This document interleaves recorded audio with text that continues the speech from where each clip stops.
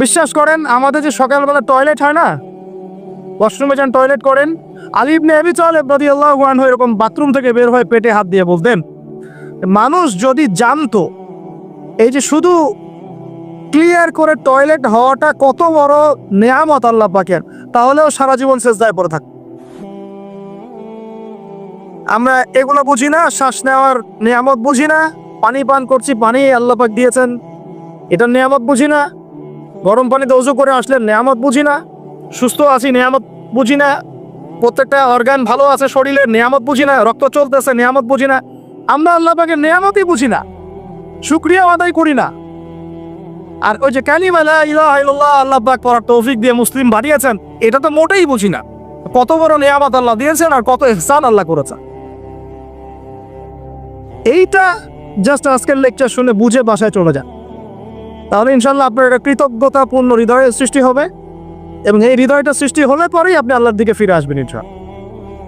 যুবক ভাই, আপনি আমি যে এত পাপ করলাম সারা জীবনেও, তারপরেও যে আল্লাহ পাক আপনার উপর আমার উপর শাস্তি নাজিল করেন নাই, এই ঋণটা কি আপনি আমি শোধ করতে পারবো কিনা? বলেন, আমার সাথে কথা বলেন, পারবো আমরা? এই যে সারা জীবন সুদ খেয়ে যাচ্ছেন, আল্লাহ যে গজব এখনো দেন নাই, আপনি আমি কি এই ঋণটা শোধ করতে পারবো? এই যে মেয়েগুলো তোমরা যে পর্দা করতেছো না, বেহায়ের মতো বেপর্দায় ঘুরে বেড়াচ্ছ, এখন আল্লাহ পাক এখনো শাস্তি দেন নাই, শুকরিয়া আদায় করতে পারবে? এতদিন চলে গেল, শত শত রাকাত নামাজ বাকি আছে, রোজা বাকি আছে, হজ ফরজ হয়েছে হজ করেন না, যাকাত সেই কবে ফরজ হয়েছে যাকাত দেন না, আল্লাহর জন্য একটু দান সাদাকা করব, একটু মসজিদ মাদ্রাসায় কন্ট্রিবিউট করব, ইত্যাদি ইত্যাদি সমাজ কল্যাণমূলক কাজ করব, করছি না। আল্লাহ যে এখন পর্যন্ত এইভাবে সুস্থ রেখেছেন, নিয়ামতের শুকরিয়া আদায় করতে পারবো আমরা? ইন্নাল ইনসানা যালুমান জাহুলা, মানুষ জালেম জাহেল। সুবহানাল্লাহ, আমরা কি আল্লাহ পাকের কৃতজ্ঞ হব কিনা ভাই? আমার সাথে বলেন আলহামদুলিল্লাহ। আলহামদুলিল্লাহ আদাদা খালকিহি ওয়া রিদা নাফসিহি ওয়া জিনাতা আরশিহি ওয়া মিদাদা কালিমাতিহি কামা ইয়ানবাগি লিজালালি ওয়াজহিক ওয়া আযীমি সুলতানিকা ইয়া রাব্বাল আলামিন। আল্লাহ পাক আমরা সবাইকে আল্লাহ পাকের কৃতজ্ঞ হওয়ার তৌফিক দান করুন। কৃতজ্ঞতা একটা দোয়া আমার সাথে পড়েন, আলহামদুলিল্লাহ হামদান কাসীরান তাইয়িবান মুবারাকান ফি, আলহামদুলিল্লাহ কামা ইয়ানবাগি লিজালালি ওয়াজহিক ওয়া আযীমি সুলতানিক আল্লাহুম্মা সাল্লি আলা মুহাম্মাদ ওয়া সাল্লাম। প্রিয় ভাইরা, অনেক রাত গভীর করবো না, মূল কথাগুলো এটুক। আল্লাহ রাব্বুল আলামিন আমাদের সবাইকে যেন মুসলিম পরিবারে জন্মগ্রহণ করতে পারার এই নিয়ামতের শুকরিয়া আদায় করার তৌফিক দান করে। শুকরিয়া আদায় করবো কিভাবে ভাই? 5 ওয়াক্ত নামাজ দিয়ে শুরু করতে হবে। নামাজ নাই ইসলাম নাই, নামাজ নাই ইসলাম নাই। নামাজ না পড়ে 14 বার জানাজার নামাজ পড়ালেও সে ব্যক্তি জান্নাতে যেতে পারবে না। বেনামাজি ব্যক্তি, হাদিসের পরিভাষা তাকে কাফের বলা হচ্ছে। কি বলা হচ্ছে? তাহলে আমরা কি করব? তওবা করে ফিরে এসে কাজা আদায় করার চেষ্টা করবো ইনশাআল্লাহ। এখন থেকে যেন কোনো নামাজ কাজা না হয় এবং ছুটে না যায়, আল্লাহ পাক যেন সেভাবে নামাজ পড়ার তৌফিক দান করেন। এবং নামাজ 4G 3G 5G হবে না, নামাজ ধীর স্থিরভাবে হবে, প্রত্যেকটা বিষয় উপলব্ধি করে সালাত আদায় করবো ইনশাআল্লাহ। আর নামাজের মধ্যে আমরা যা পড়ি এর অর্থগুলো বোঝার চেষ্টা করবো ইনশাআল্লাহ। ঠিক আছে ভাই? নামাজ দিয়ে শুরু হবে, দেন তালাবুল ইলম, ইলম অর্জন করবেন। এই ইলম নিয়ে কথা বলে শেষ করে দিব। ইলম অর্জন করবেন কি না? ইলম অর্জন করা মুস্তাহাব না নফল না সুন্নাহ? নবী সাল্লাল্লাহু আলাইহি ওয়াসাল্লাম বলেছেন, তালাবুল ইলমি ফরিদাতুন আলা কুল্লি মুসলিম। প্রত্যেক মুসলমানের উপরে দ্বীনের জ্ঞান অর্জন করাটা ভাই কি? ফরজ। তাহলে আমরা জ্ঞান অর্জন করবো তো ইনশাআল্লাহ। ডক্টর হতে বাধা নাই, ইঞ্জিনিয়ার হতে বাধা নাই, রাজনৈতিক নেতা হতেও কোনো বাধা নাই, অর্থনীতিবিদ হতে কোনো বাধা নাই, কিন্তু কোরআন সুন্নাহর শিক্ষা বিবর্জিত করে নয়, কোরআন সুন্নাহর শিক্ষাকে বুকে ধারণ করেই একদম ছোটবেলা থেকেই কোরআন শিখতে হবে। আল্লাহ পাক তৌফিক দান করুন। আর কোরআন শিখতে হবে মানে শুধু এটা নয় যে বিশুদ্ধ করে খালি তিলাওয়াত শিখবো, এতটুকু যথেষ্ট নয়, এতটুকু যথেষ্ট নয় আপনার জন্য। এই অর্থটাকে বোঝার চেষ্টা করতে হবে। আল্লাহ পাক তৌফিক দান করুন, আমিন। আরবি ভাষাটা শেখার চেষ্টা করেন, আরবি ব্যাকরণটাকে শেখার চেষ্টা করেন, ওলামায়ে কেরামদের সাথে সম্পর্ক রাখেন, মাদ্রাসায় একটু সময় দেন, প্রয়োজন একটু ব্যাচ আকারে পড়েন, অনলাইন অফলাইনে অনেক কোর্স হয়, এগুলো করেন। অ্যাটলিস্ট কোরআন বোঝার জন্য যতটুকু আরবি দরকার, যতটুকু ভাষা জ্ঞান দরকার, ব্যাকরণ দরকার, এইটুকু অর্জন করেন। আমি আপনাকে মুফতি মুহাদ্দিস হতে বলছি না। পারবেন কিনা ভাই? পারা যাবে তো ইনশাআল্লাহ। আল্লাহ পাক তৌফিক এনায়েত করুন বলি আমিন। কোরআনের ভাষার ভিতরে ঢুকতে না পারলে ভাই আপনি কোরআনের স্বাদ অনুভব করতে পারবেন, স্বাদ অনুভব করতে পারবেন না। আল্লাহ বলছেন লাউ আনজালনা হাযাল কুরআনা আলা জাবাল লা রাআইতাহু খাশিআম মুতাসাদ্দিআম মিন খাশিয়াতিন।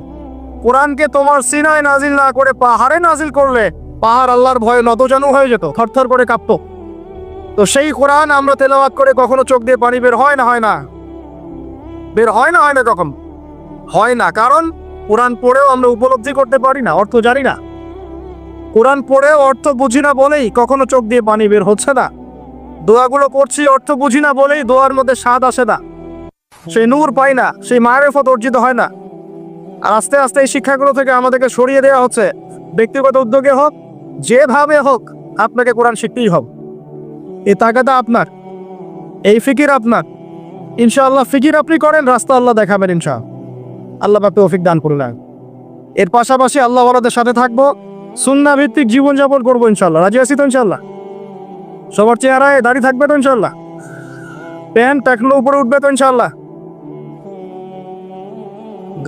আমরা হারাম সম্পর্কগুলো ত্যাগ করতে পারবো তো ইনশাআল্লাহ? হালাল সম্পর্কে থাকবো তো ইনশাআল্লাহ? হালাল রিজিক খাবো তো ইনশাআল্লাহ? সুদের কাছে যাব, জেনার কাছে যাব, ঘুষের কাছে যাব? আমরা দুর্নীতি করব? আমরা পিতামাতাকে অপমান করব? আমরা কি কোরআন এবং হাদিসের শিক্ষাকে বাদ দিয়ে শিক্ষা অর্জন করব? আল্লাহ পাক যে কথাগুলো আমরা বললাম তার উপরে আমল করা তৌফিক দান করো। ওয়াল্লাহু শাহীদুন বাইনি ওয়া বাইনাকুম। ঠিক আছে? আল্লাহ আমার এবং আপনাদের মাঝখানে সাক্ষী। ওয়া হুয়া শাহীদুন বাইনানা ওয়া কাফা বিল্লাহি শাহীদা। আল্লাহ পাকই আমাদের সাক্ষী, তিনিই সাক্ষী হিসেবে যথেষ্ট। ঠিক আছে? এবার আসেন শেষ পয়েন্ট, একটু বসেন। আল্লাহর নবী সাল্লাল্লাহু আলাইহি ওয়াসাল্লাম যেই যুগে জন্ম নিয়েছেন, যুগটার নাম কি বলেন? এখন শুনেন, ওই যুগে শিরক ছিল, কি ছিল?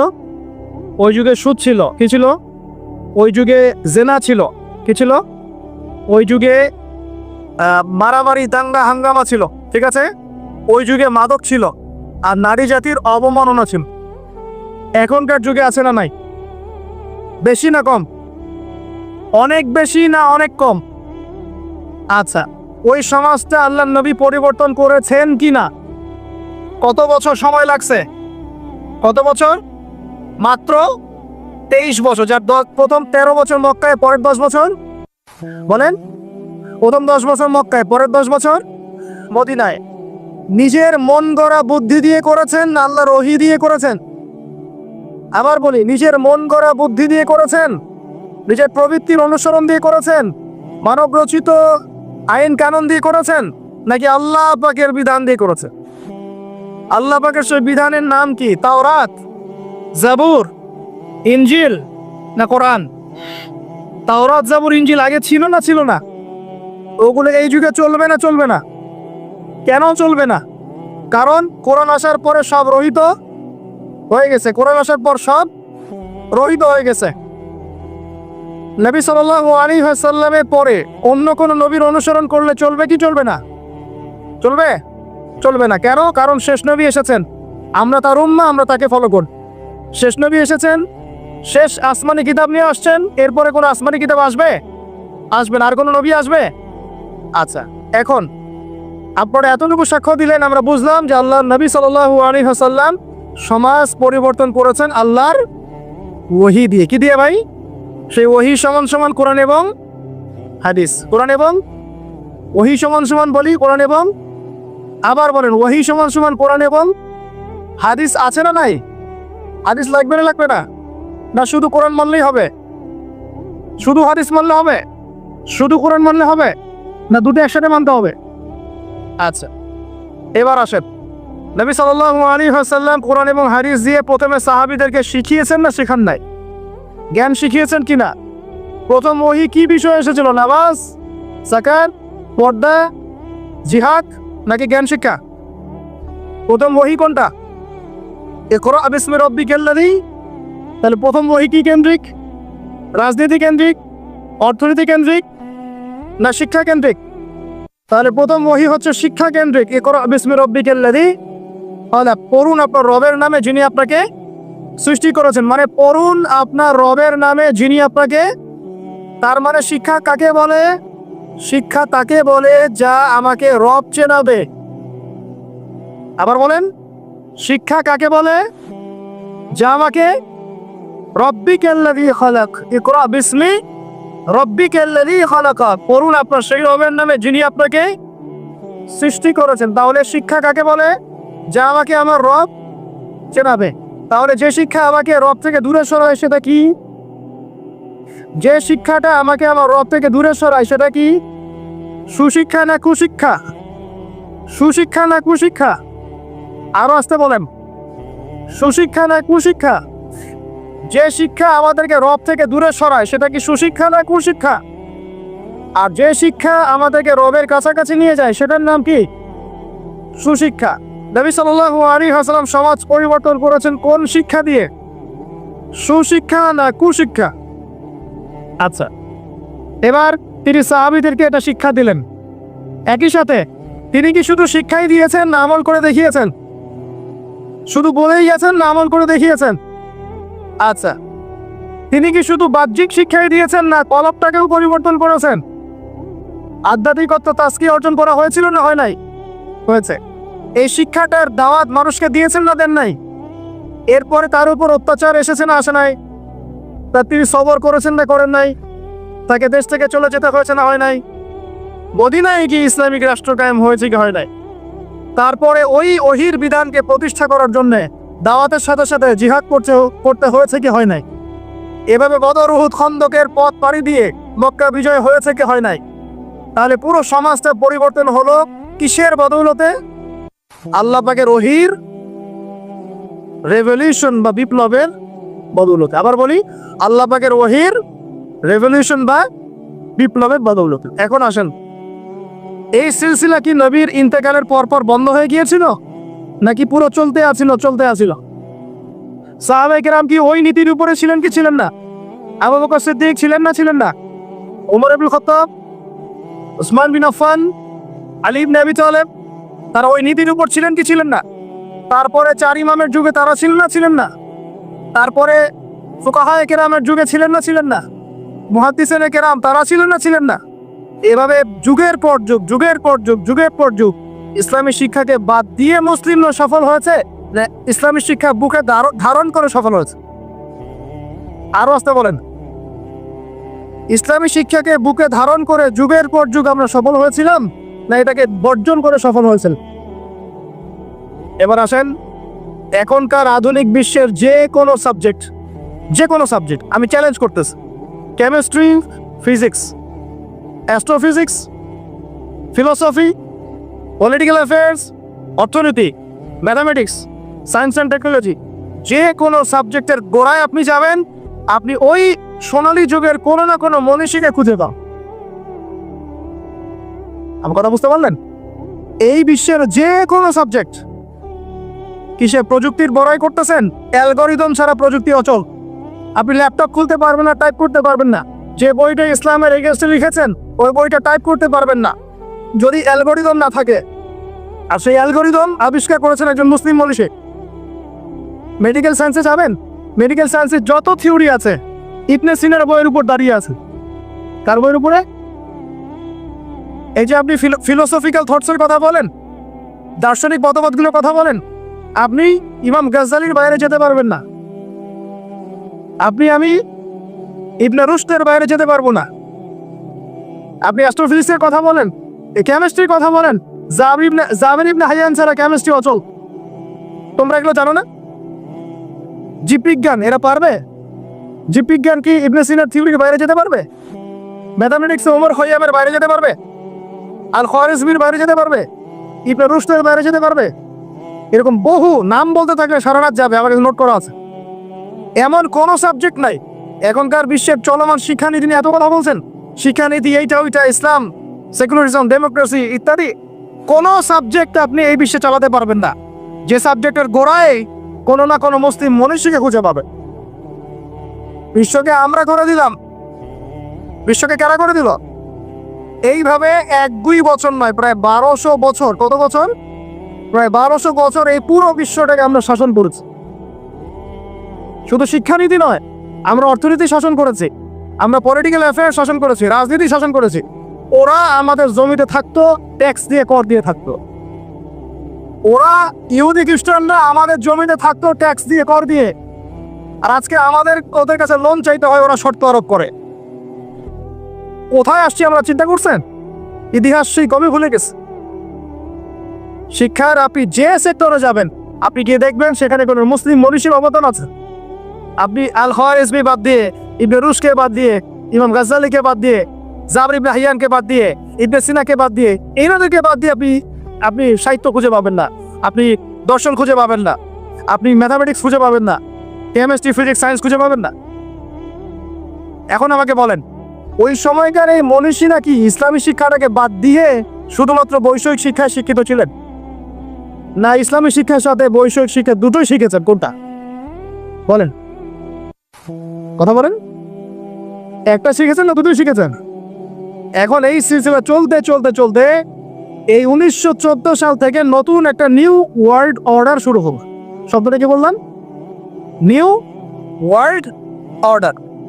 New world order. আসলে 1914 থেকে না, আমি ভুল বলেছি, এটা ফরাসি বিপ্লব থেকেই শুরু হয়েছে। আর ফরাসি বিপ্লব হয়েছে 1789 না, 1789। এই যে 221 বছরের মতো এই সময়টুকুতেই নতুন একটা ওয়ার্ল্ড অর্ডার এসেছে। কারা দিচ্ছে অর্ডার? ওই ইহুদি খ্রিস্টান সভ্যতা, পশ্চিমারা। কারা দিচ্ছে? ওই ইহুদি খ্রিস্টান সভ্যতা, পশ্চিমারা। নতুন অর্ডার। ওরা রাজনীতির ভিত্তি সাজিয়ে দিয়েছে, ওরা খিলাফাকে ধ্বংস করেছে, ওরা ওদের তন্ত্রমন্ত্র দিয়ে মুসলিম দেশগুলোকে বিভক্ত করেছে। প্রত্যেকটা দেশের ভিতরে ভিতরে ওদের মন করা মতবাদগুলো ঢুকিয়ে দিয়েছে। প্রত্যেকটা বিষয় তারা ইন্টারফেয়ার করে। ওরা যে অর্থনীতি দিয়েছে ওইটার উপর বিশ্ব দাঁড়িয়ে আছে। ওরা যে মিডিয়া প্রযুক্তি দিচ্ছে ওইগুলোর উপরে আমরা চলছি। ওরা যে শিক্ষার কথা বলছে ওই শিক্ষা আমাদের মধ্যে ঢুকানো হচ্ছে। ওরা একটা গডলেস নাস্তিক জেনারেশন তৈরি করেছে, ওইটা আমরা সৃষ্টি করার চেষ্টা করছি। ওরা যে সুখ দিয়েছে ওর উপর অর্থনীতি চলছে। ওরা যে সংস্কৃতি দিচ্ছে ওই সংস্কৃতি সারা বিশ্বে ছড়িয়ে পড়ছে। ওরা যে পর্নোগ্রাফি চালু করেছে এটা সারা বিশ্বে ছড়িয়ে পড়েছে। ওরা যে মাদকগুলো চালু করেছে সারা বিশ্বে ছড়িয়ে পড়ছে। ওরা যে সংস্কৃতি, বেহাপনা, জেনা, ফ্রি মিক্সিং, সমকামিতা, ট্রান্সজেন্ডার, একটা একটা ইস্যু ছাড়ছে, আস্তে আস্তে সারা বিশ্বে এগুলো ছড়ায় পড়তেছে। শিক্ষানীতির বাইরে নয়, ওই জিনিসটাই বাস্তবায়ন করার চেষ্টা আমরা আবার নতুন করে করছি। এটা নিউ ওয়ার্ল্ড অর্ডার বাস্তবায়ন করছি আমরা লাস্ট 100 বছর থেকে বেশি। এই করতে করতে করতে শিক্ষা এখন 2 ভাগে ভাগ হয়ে গেছে। ভাই, একটা জেনারেল স্কুল অফ থট বা সেকুলার স্কুল অফ থট, একটা হলো ইসলামিক স্কুল অফ থট। আমার সাথে বলেন, একটা সেকুলার স্কুল অফ থট, একটা Islamic school of thought. Secular school of থটটা এমনভাবে সাজানো হচ্ছে, শুরুতে বলেছি 20 বছর পড়বেন, 20টা সূরা মুখস্থ করতে পারবেন। সোজা কথা, এই শিক্ষার মূল উদ্দেশ্য দুনিয়া, দুনিয়া এবং দুনিয়া। দুনিয়া শিক্ষার দরকার নাই তা বলছি না, বলছি এই শিক্ষাটা ইসলামকে কাট অফ করে, বিবর্জিত করে শুধু দুনিয়ার দিকে ফোকাস করছে। পক্ষান্তরে আরেকটা শিক্ষা যেটা ইসলামিক, এখানে মাশাআল্লাহ আমরা কোরআন হাদিস শিখছি বটে, তবে বর্তমান অর্থনীতি, বর্তমান রাজনীতি, বর্তমান ওয়ার্ল্ড অ্যাফেয়ার্স, বর্তমান জিওপলিটিক্স, বর্তমান দর্শন, এই জিনিসগুলোর ল্যাকিংস আছে। কোনো সময় দেখা যায় একজন ইমাম সাহেব নামাজ পড়াতে পারেন কিন্তু অর্থনীতি বোঝেন না। একজন বক্তা, দায়ী, আলেম মানুষ, তিনি মাশাআল্লাহ বয়ান করেন, কোরআন সুন্নাহ দিয়ে ওয়াজ করতে পারেন, কিন্তু তিনি ইংরেজি বোঝেন না, সায়েন্স বোঝেন না, ইকোনমি বোঝেন না, ওয়ার্ল্ড অ্যাফেয়ার্স বোঝেন না। কেন এরকম হলো? কারণ এই সিলেবাসের মধ্যে এই জেনারেল সাবজেক্টগুলোর ঘাটতি ছিল। বুঝাতে পারতেছি আমি কি? বুঝতে পারতেছেন? আবার এই যে একজন ব্যক্তি মাশাআল্লাহ এমবিবিএস ডক্টর, তিনি ইমামতি করতে পারছেন না কেন? এমবিবিএস ডক্টর ইমামতি করতে পারছেন না কেন? তার কেরাত শুদ্ধ না কেন? কারণ তিনি তার পুরো স্টুডেন্ট লাইফে অনেক কিছু শিখেছেন, বাট কোরআন শেখেন। বুঝতে পারছি? দুইটা দৌড়াচ্ছে দুই দিকে। দুইটা কোন দিকে? দুইটা দুই দিকে। এ হলো আমাদের বর্তমান শিক্ষা সংকট। এটাকে আমি বলি শিক্ষার মেরুকরণ। শিক্ষার মেরুকরণ মানে দুই মেরুতে ধরাচ্ছে দুটা। উচিত ছিল বিগত 100 বছর থেকেই এই দুটাকে সমন্বয় করা। তাহলে আজকে টিকটক জেনারেশন দেখতে হতো না, বেয়াদব প্রজন্ম দেখতে হতো না, এই মাদকদ্রব্য সেবনকারী জেনাকার প্রজন্ম দেখতে হতো না। তার হালাল হারাম বুঝতো, নীতি নৈতিকতা বুঝতো, শেকড় চিনতো।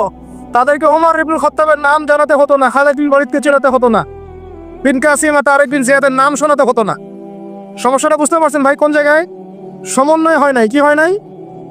সমন্বয়ে যারা করার চেষ্টা করেছেন সেটা আমি প্রশংসার দাবি রাখে তারা অবশ্যই, কিন্তু এটাও বিশ্বের চ্যালেঞ্জ মোকাবেলার জন্য যথেষ্ট হয় নাই।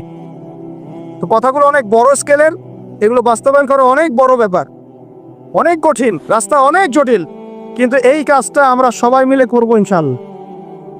আল্লাহর কসম করে বলতেছে, এই কাজ যদি আমরা আগামী 20 থেকে 30 বছরে করতে ব্যর্থ হই, আরো 20 বছর পর আপনি এমন একটা প্রজন্ম পাবেন শুদ্ধ করে সালামটাও দিতে পারবে না।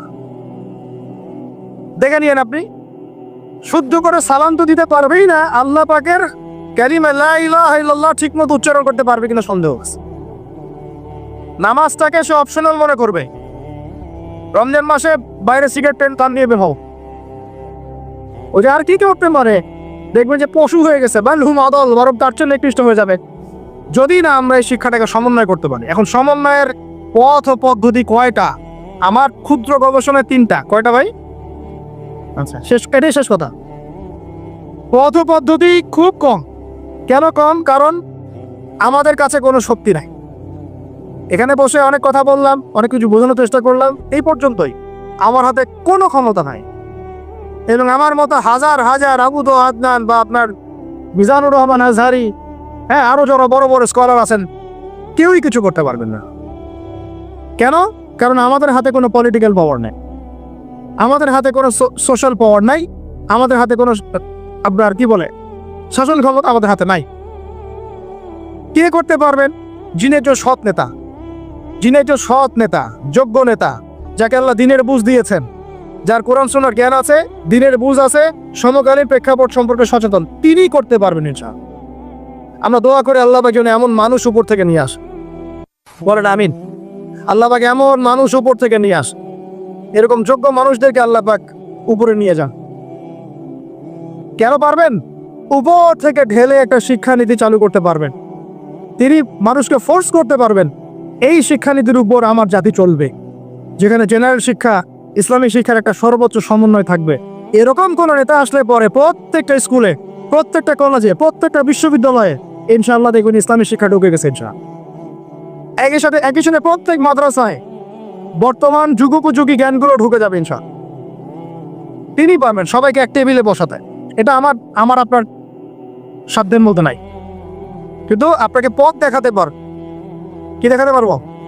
তো বলতে পারবো যে কিভাবে হলে সম্ভব হতো। এটা একটা বিশাল জিনিস। এই জায়গা থেকে যদি শক্তি না আসে ইসলাম মুসলিমদের, নিচু লেভেলে আপনি যত কাজই করেন এটা সাস্টেন করবে না। এটা একটা পথ। যদি আমাদের উপরে এমন কোনো নেতৃত্ব আসে যারা প্রত্যেকটা শিক্ষা ব্যবস্থাকে ঢেলে সাজাতে পারবে, ইনশাল্লাহ জাতিকে বাঁচানো সম্ভব, এখনো সম্ভব, আযাব আসার আগেই বাঁচানো সম্ভব। আমার কথা বোঝা যায়? 1 নম্বর পথ। এই পথটা কঠিন না সহজ? বলেন। মারাত্মক কঠিন। এটা কি? মারাত্মক কঠিন, কারণ এটা সম্পূর্ণ আল্লাহ পাকের ইখতিয়ার। কারণ কুলিল্লাহুম্মা মালিকাল মুলক তুতিল মুলকা মান তাশা ওয়া তানজিউল মুলকা মিম্মান তাশা। আল্লাহ পাক হচ্ছেন ক্ষমতার অধিকারী, যাকে ইচ্ছা ক্ষমতা দেন, যার ইচ্ছা কেড়ে নেন। আয়াতটা মনে আছে? তুতিল মুলকা মান তাশা ওয়া তানজিউল মুলকা মিম্মান তাশা ওয়া তুইজ্জু মান তাশা ওয়া তুযিল্লু মান তাশা বিয়াদিকাল খায়র। আল্লাহ পাকের হাতেই এই সব ক্ষমতা। তিনি দিতে পারেন, নিতে পারেন, ইজ্জত দিতে পারেন, কমাতে পারেন। এটা একটা পথ। এই পথটা যদি আল্লাহ পাক আমাদের জন্য উন্মুক্ত করে দেন কোনোভাবে, বা যারা আছেন তাদের মতো ওই বুঝটা দান করেন, তাহলে এই জাতিকে বাঁচানো সম্ভব, উপরের লেভেল থেকে বাঁচানো সম্ভব। কেন? কারণ আমরা যদি সবাইকে মাস্ক পরতে ফোর্স করতে পারি, আমরা সব শিক্ষা প্রতিষ্ঠানে প্রাইমারি লেভেলে কোরআন শিক্ষা বাধ্যতামূলক করতে পারি। কথা বোঝা যায়? আমি যে মাঠে বসে কথা বলছি, এটা তো ইউনিভার্সিটি না, ডিগ্রি কলেজ। আপনি ডিগ্রি কলেজের সবগুলো স্টুডেন্টকে ডাকেন দেখি এবং কোরআন তেলাওয়াত চেক করেন। ডিগ্রি কলেজ মানে তার বয়স কত এখন? 25 বছরে তার কোরআন তেলাওয়াত সহি হয় নাই, কারণ উপর থেকে তাকে কোনো চাপই দেওয়া হয় নাই। তার সিলেবাস ওটা ফোর্সফুল বাধ্যতামূলক ছিলই না কখন, ওই জন্য কে আরও করে নাই।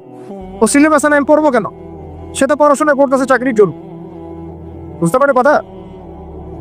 শিক্ষকদেরকে ডাকে সব বিশ্ববিদ্যালয়ে, বড় বড় বিশ্ববিদ্যালয়ের শিক্ষকদেরকে ডেকে একটা টেবিলে বসান, কোরআন তেলাওয়াত চেক করেন, 90% তেলাওয়াত ঠিক থাকবে না। জাতির শিক্ষক তারা, জাতির এই বাঙালি জাতির শিক্ষক তারা কোরআন তেলাওয়াত করতে পারে না। আর কিভাবে বলবো আপনাদেরকে?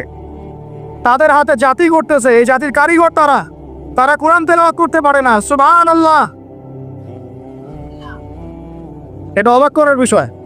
অবাক হলে নবীজি বলতেন সুবহানাল্লাহ, অবাক করে নবী বলতেন কি? সুবহানাল্লাহ, সুবহানাল্লাহ। তারা জাতি করতেছেন, কারিগর, কোরআন তেলাওয়াত করতে পারেন না। সংকট কি বুঝতে পারেন? সংকট কোন জায়গায়? তাহলে প্রথম যেটা, এটাই একমাত্র সবচেয়ে সেরা পথ। যদি আল্লাহ পাক এমন কাউকে নিয়ে আসেন যার মাথায় বুঝতে থাকবে ইনশাআল্লাহ, সে যদি উপর থেকে সুন্দর মতো সব ঢেলে সাজায়, প্রত্যেকটা ঘর থেকে কোরআনের আওয়াজ আসবে। তখন আলাদা করে আপনাকে মাদ্রাসাও খুলতে হবে না, দরকার আছে মাদ্রাসা খোলা, কারণ সব তো উপর থেকেই হচ্ছে। একটা এক্সাম্পল দেই, জাস্ট একটা দিচ্ছি। মালয়েশিয়ায় ক্লাস 10 পাস একটা ছেলে ইমামতি করতে পারে। মালয়েশিয়ার ক্লাস 10 পাস করা একটা ছেলে ইমামতি করতে পারে। সে কোনো মাদ্রাসায় পড়ে নাই, স্কুলেই শিখেছে। কোথায়? স্কুলে। মালয়েশিয়া পিছিয়ে গেছে, অর্থনীতিতে পিছিয়ে গেছে, ওয়ার্ল্ড অ্যাফেয়ার্সে পিছিয়ে গেছে, জিওপলিটিক্সে পিছিয়ে গেছে, ওর জিডিপি কমে গেছে। আর কিভাবে বুঝাবো বলেন? আর কিভাবে বোঝাও? 2 নম্বর পথ, এই দুটো পরে শেষ করছি ভাই। 2 নম্বর পথ হচ্ছে, যদি এরকম কোনো উদ্যোগ না নেওয়া হয়, তাহলে মাদ্রাসা শিক্ষায় যা চলছে এখানেই আমাদের সংযুক্ত থাকা এবং ছেলে মেয়েদেরকে এখানে সংযুক্ত রাখা। তবে এই শিক্ষায় একটা জিনিসকে সংশোধন করা দরকার, সেটা হলো যুগোপযোগী জেনারেল শিক্ষাগুলোকে ঢোকানো দরকার।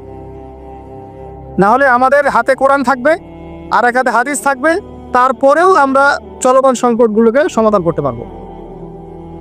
কারণ অঙ্ক, গণিত, ইংরেজি, জিওপলিটিক্স, অর্থনীতি এগুলো তো আমরা জানি না। কোরআন পড়তেছি যে দাওয়াত খাচ্ছি, 40 কোনখানি, বুঝতে পারেন কথা? এটাও সমস্যা। এখানেও একটা সংশোধন বা রেভলিউশন দরকার। এটা নিয়ে ওলামায়ে কেরাম বুঝবে, তারা বুঝবেন। এটা আমাদের পক্ষ থেকে জোরালোভাবে কিছু বলা যাবে না। ওলামায়ে কেরাম তারা বসে পরামর্শ করে একটা সিদ্ধান্তে আসলে তারপরে জেনারেল উপকারী সাবজেক্টগুলোকে ঢোকানো যেতে পারে, তাহলে একটা সলিউশন হবে। তখন কি হবে যে আচ্ছা ঠিক আছে, ওইটা না হয় পুরোই সেকুলার হয়ে গেল, আমরা অ্যাটলিস্ট ইসলামিক শিক্ষার সাথে থাকি। এই তো। আর 3 নম্বর যেটা, যে নতুন নতুন শিক্ষা প্রতিষ্ঠানগুলো বিভিন্ন জায়গায় যদি গড়ে তুলতে পারেন, যেখানে নতুন করে আপনি সিলেবাস প্রণয়ন করতে পারেন, জেনারেল শিক্ষা এবং ইসলামী শিক্ষার সমন্বয় থাকবে, একদম প্লে গ্রুপ থেকে শুরু করে বা নুরানি থেকে শুরু করে মাস্টার্স পর্যন্ত, দাওরা হাদিস পর্যন্ত গ্র্যাজুয়ালি আমার ছেলে মেয়ে পড়াশোনা করবে। সে মাশাল্লাহ জেনারেল সাবজেক্টও শিখবে, ইসলামিক সাবজেক্টও শিখবে, হাফেজও হবে, এদিকে মাশাল্লাহ ভালো করে ডক্টর হবে, মাশাল্লাহ হাফেজও হবে, পাইলট হবে, ইঞ্জিনিয়ার হবে, মাশাল্লাহ এদিকে দেখা যাবে সে ফকিহ হয়ে গেছে মাশাল্লাহ।